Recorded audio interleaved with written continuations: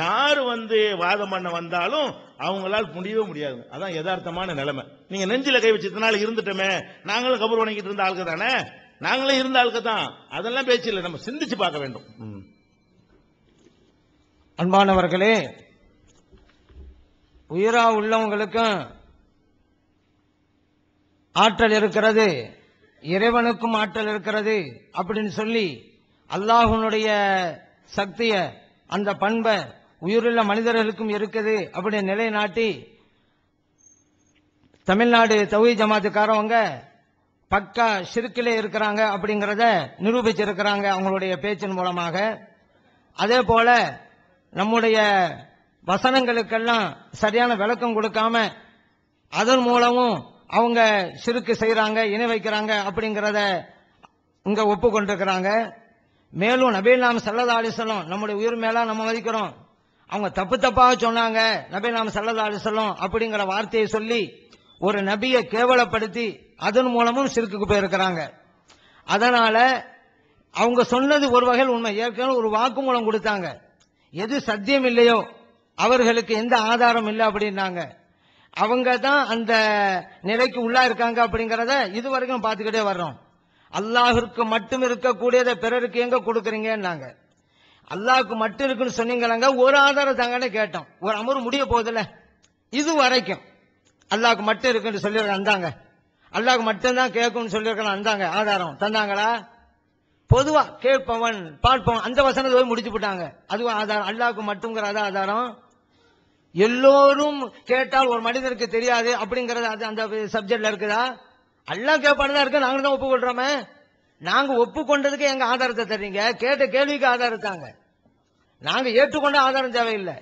இன்னொன்னு, அவங்க வாயிலேயே ஒரு விஷயம் ஒப்புக்கொண்டாங்க, நாங்க ஒரு காலத்துல கபர் வணங்கிட்டு இருந்தோம். பாத்தீங்களா? இதுதான் நம்ம எந்த காலத்துக்கும் கபரை வணங்க மாட்டோம். நாம் அல்லாஹ் ஒருவனை மட்டும் தான் வணங்குவோம். இது நம்முடைய நிலைப்பாடு. அவங்க ஒப்புக்கொண்டாங்க உண்மை, அல்லாஹ் தஆலா அவங்க வாயிலே வர வச்சுட்டான். அதுதான் உண்மை. இப்ப நம்ம சொன்னதை இவங்க அங்கீகரிக்கிறாங்க என்ன? அதனால அப்ப கபரு வணக்கத்தில் ஒரு காலத்தில் இருந்தோங்கிறாங்க. இப்ப என்ன சொல்றாங்க? நாங்க இறைவனுக்கு உருவத்தை கற்பனையில வகுத்துக்கிட்டோங்கிறாங்க. அப்படியெல்லாம் சொன்னாங்க. ஆனா ஒரு காலத்துல ஒரு சில விஷயங்கள்ல திரும்பி வந்த மாதிரி இதுக்கு திரும்பி வருவாங்கங்கிற நம்பிக்கை இருக்கிறது நம்முடைய விளக்கத்தின் மூலமா.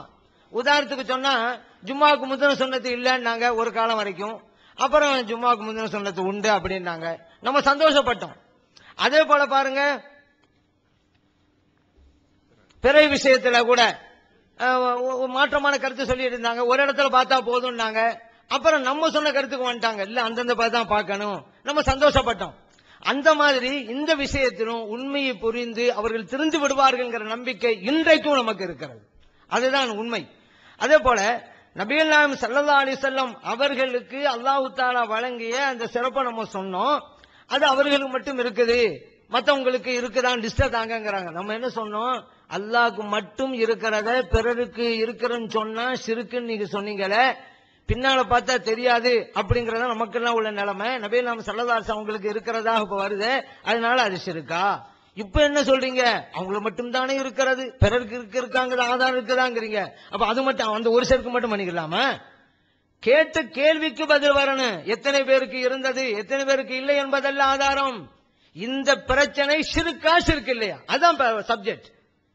இறைவனை தவிர மற்றவருக்கு இல்லை நீங்க, சிலருக்கு சிலர் முடியும் சிலருக்கு முடியாது அப்படி இருக்குன்னு சொன்னா ஷிர்க்குன்னு நீங்க.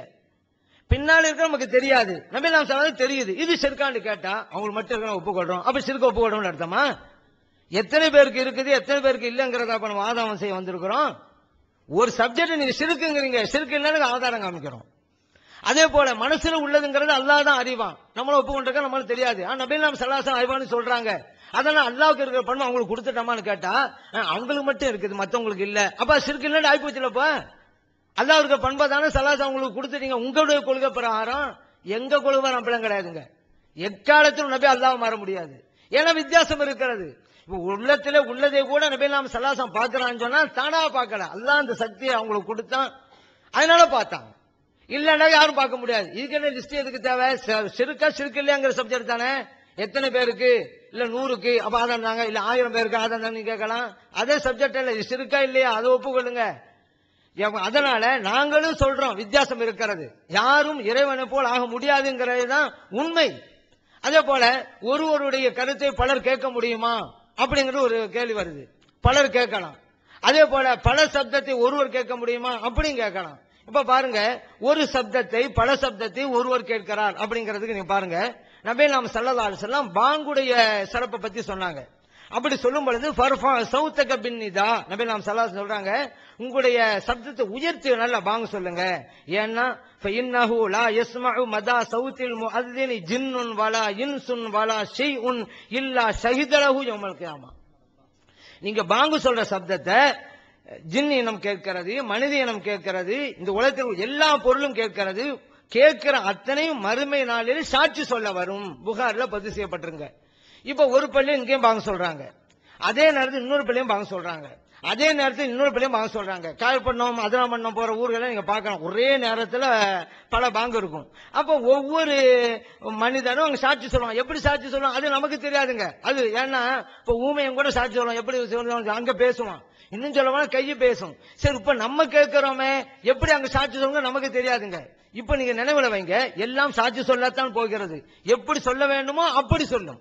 ஏன்னா மறுமையில் அல்லாஹு தஆலா சொல்றான்ல, துகல்லிமுனா ஐதீஹிம் வ தஷஹது அர்ஜுலுஹும்ங்கறான். அவங்களுடைய கையை பேசும், கால் சாட்சி சொல்லும்ங்கறான். இப்ப இங்க கை பேசுமா பேசாது, கால் சாட்சி சொல்லுமா சொல்லாது, ஆனா அங்க பேசும்ங்கறான் அல்லாஹ் தஆலா சொல்றான். அதே போல ஒவ்வொரு மனிதனும் அங்கே சாட்சி சொல்லுவான். ஒரே நேரத்துல 10 பாங்க கேட்டா அவன் சாட்சி சொல்லுவான் இல்லையா? இல்ல, நான் அந்த நேரத்துல ஒரு பாங்கு தான் மட்டும்தான் சாட்சி சொல்லுவான்டா சொல்லுவான். அப்படி சொல்லலையே, முஅத்தினுடைய சவுத்து தான் ஒரே நேரத்தில் பல பாங்கு. அது எப்படி கேட்கறது, எப்படி அது பதில் சொல்லுங்கிறது அல்லாஹ் வகுத்தது. ஆனா நபி நாம் ஸல்லல்லாஹு அலைஹி சொல்லி காட்டுறாங்க, அல்லாஹ் தஆலா கொடுத்தால் அது முடியும்ங்கறான். நம்ம இதுல எங்க நம்ம அல்லாஹ்வுடைய இடத்துல போய் யாரையும் வச்சுட்டோம்? ஏன் இல்லாத சொல்லணும்? இப்ப லிமிட்ங்கிறது ஒரு லிமிட். இப்போ போன நூற்றாண்டு லிமிட் என்ன வச்சிருந்தாங்க, இங்க பேசினாதான் பார்க்க முடியும் கேட்க முடியும். இப்ப நம்ம என்ன சொல்றோம், இல்லங்க ஒரு ஆள் எவ்வளவு தொழில் இருந்தாலும் நேரில் அவரை பார்த்துக்கிட்டே நம்ம பேசலாம், பார்த்து கேட்கலாங்கிறாங்க. இப்ப இந்த காலத்துல, இப்ப போன காலத்துல வாழ்ந்த மக்கள் பிரகாரம் இது ஷிர்காய் போச்சே. தொலைவில் இருந்தால் பார்க்க முடியாது கேட்க முடியாது அடிச்சு சொல்லிட்டு இருந்தாங்க. அது அல்லாஹ்வுக்கு மட்டும் யாராவது கூட தவறா சொல்லி இருக்கலாம். இப்ப முடியுது நமக்கு. என்னத்தான் செஞ்சாலும் சரிதான், அல்லாஹ் நமக்கு கொடுத்த ஆற்றல் நினைச்சிட்டா அங்க எந்த விதமான பிரச்சனையும் இல்லைங்கிறத நீங்க நினைவிலே கொள்ளுங்க. இப்போ ஒரு மனிதன் ஒரு ஆற்றலை பெற்றிருக்கிறான்னு சொன்னா அல்லாஹு தஆலா அவனுக்கு வழங்கி இருக்கிறான், அவனுக்கு எந்த வகையிலும் இல்ல. அப்ப நீங்க கம்மியா இருந்தாலும் சரிதான், தொழில்ந்தாலும் சரிதான், இன்னும் சொல்ல போனா லட்சக்கணக்கான மக்களுடைய பேச்சை ஒருவர் கேட்டாலும் கூட அதுவும் எல்லை உள்ளதுதான். இறைவன் எல்லையற்றவன். லைஸ கமிதிலிஹி ஷைஉன் தான். இறைவனை போல எதுவும் கிடையாது. இது என்ன 100 பேர் 200 பேர் இல்ல, கோடிக்கணக்கான பேர் பேசுறாங்க, ஒரு ஆள் கேட்கிறாரு, அதெல்லாம் அல்லாஹ் ஆக முடியுமா? கோடிக்கணக்கான பேருண்டாலும் எல்லை தானங்க, இத்தனை கோடி எல்லாம் வந்துருச்சங்க. அந்த எல்லைக்குள் கட்டுப்பட்டவனா இறைவன்? சரி, கோடிக்கணக்கான பேருடைய அழைப்பு ஒரு ஆள் கேட்டாக்கா இவராக அந்த ஆற்றல் எடுத்துக்கொண்டாரு இல்லைங்க, இவர் ஒண்ணும் இல்லாதவங்க, எந்த சக்தி இல்லாதவங்க, அல்லாஹ் உங்க கொடுத்திருக்கிறான். அப்ப அல்லாஹ் வேற இவன் வேறங்க எவ்வளவு தெளிவா இருக்குது. அப்ப ஒரு ஆளு பேசினா கேட்க முடியும், லட்சக்கணக்கான பேர் பேசினா கேட்க முடியாது. அப்படி சொன்னா ஷிர்க். அது என்னது? ஒரு ஆளும் மனுஷன் பேசுறதுதான், லட்சக்கணக்கா இருந்தாலும் மனுஷன் பேசுறதுதான். எண்ணிக்கை வச்சாங்க ஷிர்க் இல்ல. நான் கேட்கிறேன், ஒரு ஆள் பேசுறாரு கேட்க முடியும், இது ஷிர்க் இல்லை. லட்சக்கணக்கானவங்க பேசுகிறார்கள், அது கேட்டா ஷிர்க். எண்ணிக்கை வச்சு ஷிர்க்னா என்ன விளங்கி வச்சிருக்கிறீங்க? அதுக்காக தான் உங்களுடைய முக உரையிலேயே ஷிர்க் என்றால் என்னென்னு விளக்கணும், ஷிர்க்னா என்னன்னு புரியணும். அதனால இல்ல நம்மளாம் சாதாரணமா ஒரு ஆள் பேசினா தானே கேட்கிறோம், லட்சக்கணக்கான பேச நம்ம கேட்க முடியாது, நம்ம கேட்க முடியாது. அல்லாஹ் சிலருக்கு கொடுக்க சிலர் கொடுத்து வச்சிருக்கிறான்ல, லட்சம் கோடிக்கு பேர் கொடுக்கணும், அல்லாஹ் தானே கொடுத்திருக்கிறான், விஷயம் முடிஞ்சு போச்சே. அதனால ஒவ்வொன்றிலும் வித்தியாசம் இருக்கிறது அப்படின்னு சொல்லிட்டாலே எந்த சிக்கலும் கிடையாதுங்க. நம்ம அதைத்தான் இதுவரைக்கும் ஆதாரம் கேட்கிறோம்.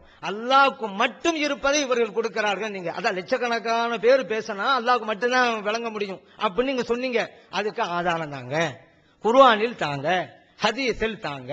இப்ப நம்ம சொன்னோம், ஆதாரம் காமிக்கிறோம். இப்ப கடைசியில் நமக்கே ஆதாரம் கேட்டு வந்தாங்க, அந்த ரூட்டை திரும்பிட்டாங்க, ஆதாரம் ஒண்ணும் கிடையாது. ஆதாரம் இருந்தா வைக்கட்டும். இந்த பாருங்க ஆதாரம் அல்லாஹ்வுக்கு மட்டும்தான். லட்சக்கணக்கா இருந்தால் 1000 இருந்தால் அல்லாஹ்வுக்கு மட்டும்தான் கேட்க முடியும். இந்த ஆதாரம் குர்ஆன்ல இருக்கு, ஹதீஸ்ல இருக்கு. அப்படி சொல்லட்டும், 1000 லட்சம் கிடையாது, எத்தனை பேர் கேட்டாலும் சரிதான். அல்லாஹ் கொடுத்த சக்திங்க பொழுதே வித்தியாசம் வந்து விடுகிறது. இறைவன் இடத்துல வைக்கல. நீங்க ஒரு ஆள் சொல்றாரு இல்ல, ஒரு ஆள் பேசினாலும் கேட்குங்கிறதும் ஒரு ஆள் சிரிக்குங்கிறான்னு வச்சுக்கோங்க. அப்ப என்ன செய்வீங்க? ஒரு ஆள் சொல்றாரு அப்படி கேட்கறதா அல்லாஹ்க்குள்ளதுப்பா, ஏன்னா ஒரு ஆள் பேசினா கேட்கலாங்கிற, அதுவும் அல்லாஹ்க்குள்ளதான் சிரிக்குங்கிறாரு. சிரிக்குன்றத ஒரு ஆளா லட்சமா கோடிங்கிறதல்ல.